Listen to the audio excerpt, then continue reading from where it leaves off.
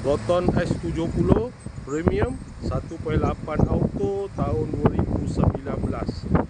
Kereta dah cantik, cat dah baru, condition semua okey lagi, tak ada masalah.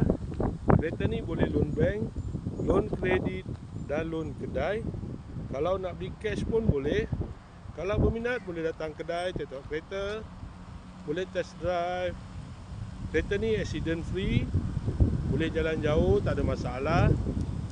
Jom kita tengok bahagian dalam. Kereta ni ada sunroof. Dalam masih cantik lagi, leather seat.